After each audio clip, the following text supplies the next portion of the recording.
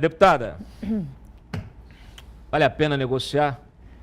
Então, Cláudio, eu tenho uma resposta, enquanto você falava eu já estava pensando o que vamos responder, né? Enquanto nós não tivermos a maioria, não há outra alternativa. Ou a gente negocia ou a gente fica excluído. E nos últimos 2 anos nós tivemos um exemplo concreto disso. No Senado não houve negociação. E os senadores ficaram de fora de todas as relatorias, de todas as comissões e todo o espaço possível dentro do Senado e pouco conseguiram fazer nesses últimos 2 anos. E nós, na Câmara, né, que apoiamos o Arthur Lira, já negociamos a CCJ, então eu só estou este ano na CCJ e nós só podemos entregar esse resultado para a sociedade brasileira e para a direita por conta de uma negociação que envolvia apoiar os deputados e os partidos de centro, né, que foi um arranjo feito pelo nosso líder e pelo presidente do partido.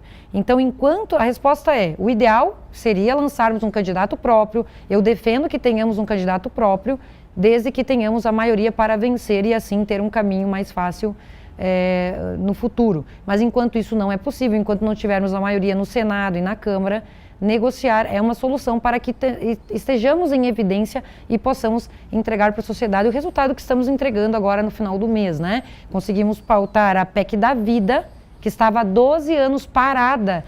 É uma proposta desde 2012 que está lá na Câmara, estava parada. Não tinha dado nem o primeiro passo. Qual que é o primeiro passo de uma proposta de emenda à Constituição? É passar com a admissibilidade na CCJ. Depois de 12 anos nós conseguimos esse feito, com o apoio da grande parte de deputados de centro e de direita. Perfeito. Né? Conseguimos fazer o pacote de reequilíbrio entre os poderes para limitar os abusos do STF. Você mesmo comentou aqui no início.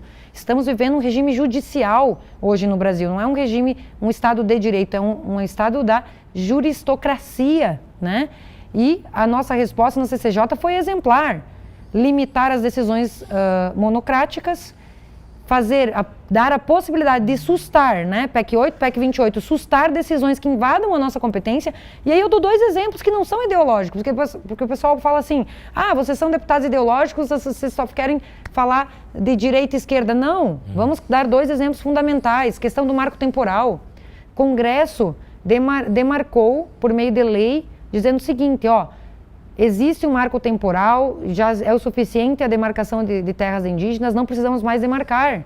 Aprovamos no Senado, na Câmara, Senado, foi derrubado o veto presidencial do Lula. O que o Gilmar Mendes fez? Em vez de aplicar a lei em casos que estavam em julgamento, fez uma mesa de conciliação e fiquei sabendo de casos agora. Lá em Santa Catarina, ontem parece que saiu novas demarcações, ou seja, desrespeitando a vontade do povo brasileiro, do Congresso Nacional. Um caso que não é ideológico, é um caso, ok. Outro caso, desoneração da folha. Aprovamos na Câmara, no Senado, derrubamos o veto do Lula. O Lula não gostou da decisão do Congresso, o que ele fez? Peticionou, caiu no Zanin, seu advogado, Sim. que agora é ministro supremo. O Zanin, por decisão monocrática, aí 2 problemas, por decisão monocrática, mandou nós legislarmos contrariamente ao que a gente tinha feito, sob pena dele legislar no nosso lugar, por meio de decisão judicial, fazer uma decisão totalmente inversa da vontade do Congresso Nacional. Ou seja, hoje o Congresso Nacional está de joelhos para o Supremo Tribunal Federal, que está fazendo o que quer, e os presidentes das casas não se levantam para acabar com essa juristocracia. Então a PEC 28 vem dizer, invadiu a nossa competência, nós já legislamos, a vontade do Congresso vai prevalecer. Daria para ter sustado essa decisão judicial. Mais 2 projetos de lei, é um pacote de 4 projetos, 2 PECs, 2 projetos de lei, que vem atualizar a lei do impeachment. Vem dizer o seguinte, o ministro que faz política, que fala que derrotou o bolsonarismo, que fala que o Lula só está aí porque eles que colocaram, ou seja, que se miscui na política do dia, não deve ser ministro, isso não é postura de juiz. Ministro que leva vantagem no cargo ou que usurpa a competência do Congresso deve sofrer crime de responsabilidade sujeito a impeachment no Senado Federal, ministro Supremo, estou falando. Então, assim, nós atualizamos a lei do impeachment. O que aconteceu? Ao verem os ministros que essa lei passou na CCJ com ampla maioria, né? Infelizmente, sob a gestão da Bia, que foi a primeira deputada de direito que presidiu o CCJ, nós perdemos por 1 voto essa lei contra o ativismo judicial, mas nós aprovamos com larga vantagem. O que o Gilmar Mendes falou? Ah, não, essa lei do impeachment, a lei 1079 de 1950, não foi recepcionada pela Constituição. Ou seja, uma lei que conseguiu fazer 2 impeachments de presidente agora não vale porque vai tocar num dos ministros do Supremo. Então a gente vê justamente essa parcialidade, a gente vê ministros hoje presidindo inquéritos policiais que são julgadores, acusadores, fazem o papel do Ministério Público, do julgador, ou seja, ferindo o devido processo legal. Então, a nossa parte a gente fez na CCJ. O que precisa agora? Termos um presidente da Câmara, do Senado, que retomem a credibilidade do Congresso Nacional. É isso que a gente espera. E esse foi objeto, inclusive, de conversa com o Hugo Mota, quando os deputados de oposição, nós tivemos uma conversa com ele, entregamos uma lista de projetos prioritários para a oposição. A gente está aguardando o retorno deles quanto às nossas pautas prioritárias para o ano que vem, que envolvem vários desses projetos. Mas, sobretudo, respeitar as prerrogativas parlamentares, a imunidade é sagrada. Olha o que está acontecendo com o deputado Marcel Van Hatten, está sendo processado por palavras na tribuna, que é o símbolo maior dessa inviolabilidade das palavras. Ou seja, nós temos o direito, nós temos a prerrogativa de falar o que a gente bem entender na tribuna. A tribuna é sagrada e a gente está vendo essa relativização pelos donos do poder, que são, infelizmente, os juízes de toga hoje. É importante que vocês que nos assistam entendam o seguinte: quando você cala um parlamentar ou quando você rejeita uma decisão de um Congresso, o que está acontecendo é um ataque ao povo, é um ataque à soberania popular, é um ataque à vontade popular que é soberana e que está prevista constitucionalmente, é um ataque ao eleitor, ao pagador de impostos. Veja, você... sei lá, pessoal que está aí no chat, de repente tem alguém de esquerda aí, vai olhar e fala assim, tem que se ferrar mesmo. Fala assim, abra a sua mente, seu coração, seus olhos. O que está acontecendo é muito mais do que simplesmente uma disputa política. O que está acontecendo é uma intromissão, é a usurpação do poder legislativo que é o representante de todo o país. E muitas vezes haverá pautas que elas serão suprapartidárias. Existem pautas que são suprapartidárias. A própria imunidade parlamentar, ela é uma questão do Congresso. Então, se você está batendo palma porque estão lá indiciando o Marcel Van Hatten, abra o olho porque amanhã é o seu parlamentar que está sendo cassado. É o seu parlamentar que está sendo indiciado. Por aquilo que ele falou na tribuna. Então, a roda do destino, a roda da fortuna, ela gira. Eu já vi muita coisa acontecer. Você citou aí o projeto a PEC da vida, que é a PEC que proíbe o aborto. Ela foi apresentada pelo Eduardo Cunha. Eduardo Cunha já foi o todo-poderoso da República. Hoje o Eduardo Cunha está onde? Já foi...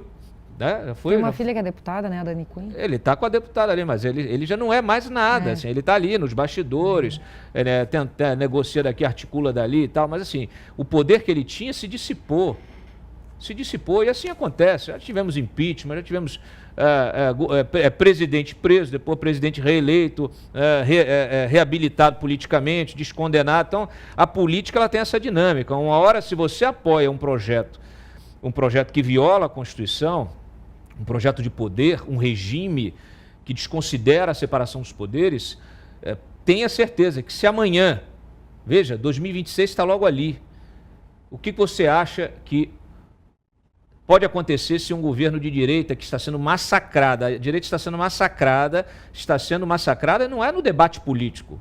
Veja, derrota e vitória, rivalidade na política, ela deve existir. A política trata disso, a política é isso, a política é barulhenta, a política é para você poder subir a tribuna e falar o que quiser, por isso que existe imunidade parlamentar. Se fosse para elogiar, só para fazer elogio, não precisava de imunidade parlamentar. A imunidade parlamentar está protegendo o teu direito de eleitor, do teu representante, de subir lá e falar as verdades. Isso vale para todos os lados. Então, assim, eu fico aqui realmente preocupadíssimo com a falta de entendimento da imprensa, colegas meus. Aliás, você lá na CCJ é uma resistência, assim como eu aqui na imprensa. Porque quando você vai olhar o resto da imprensa aí, essa imprensa militante, a imprensa que também está cega, falei sobre isso ontem no Congresso, a imprensa está cega. Jornalistas estão cegos, estão matando o próprio jornalismo com essa sua militância, brigando com os fatos. Mas muito bem.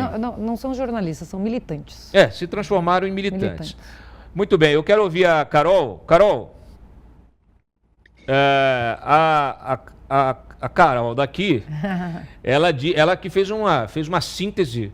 Depois a gente vai repassar aqui rapidamente. De alguns itens aprovados, nós temos outros. Não, eu vou repassar. É motivo para comemorar hoje também, né? Sim, tem sim. Tem pontos aqui importantíssimos. Eu vou passar por cada um deles, mas eu quero já deixar abrir o teu microfone aí para você poder participar desse debate, se você quiser também fazer alguma colocação ou uma pergunta para a deputada. Fica à vontade. Quero dar os parabéns, né, para os deputados da CCJ que avançaram com essas duas PECs, tá? A deputada falou aqui da PEC 28, mas a gente tem também a PEC número 8. O que a gente vê hoje nos militantes aí da imprensa, como bem falado, é que todas as vezes que a gente tem avanços democráticos hoje no Brasil, eles dão um nome carinhoso.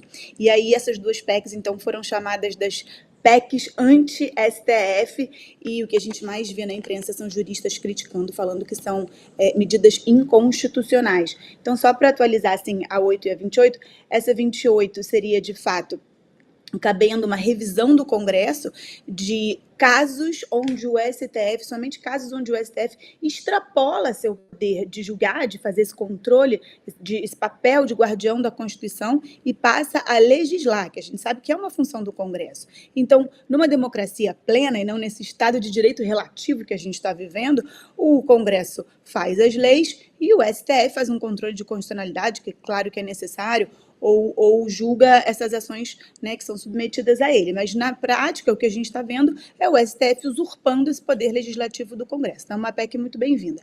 E a PEC número 8 também, que queria passar a palavra para a deputada, que é das decisões monocráticas. Então, essas duas PECs, o que elas estão fazendo é exatamente restabelecer o checks and balances ali, né? Esse controle de que os poderes sejam harmônicos entre si e não que a gente tenha um superpoder, que é o que a gente está vivendo hoje. Então, mais uma vez, parabéns pelo trabalho da CCJ de avançar com essa pauta tão importante para o Brasil. Só complementando o que a Carol falou, muito importante, Carol, o que você falou da questão do argumento que eles estão utilizando para tentar rebater essas aprovações. E eu vou colocar aqui um artigo e um inciso da Constituição que respalda toda essa aprovação e por que são constitucionais essas medidas. O artigo 49 da Constituição, ele fala ali as atribuições do Congresso Nacional. No inciso 11 está escrito claramente: cumpre ao Poder Legislativo zelar pela sua competência normativa em face dos demais poderes. O que é zelar pela nossa competência normativa em face dos demais poderes? É dizer o seguinte: o povo delegou ao Congresso para legislar e não ao Supremo Tribunal Federal. Então, caso o Supremo faça isso no nosso lugar e não respeite as nossas decisões, nós podemos tanto sustar uma decisão que está violando a nossa competência normativa, quanto decidir que um só ministro do Supremo não pode revogar uma decisão de 503 deputados, 81 senadores, que também foi sancionado pelo presidente da República, que é o processo legislativo normal. Ou seja, tudo isso está respaldado na própria Constituição. Portanto, esses argumentos são falaciosos e querem induzir as pessoas em erro. Por quê? Porque são pessoas que, na verdade, são militantes de um regime autoritário imposto pelo Poder Judiciário hoje em dia.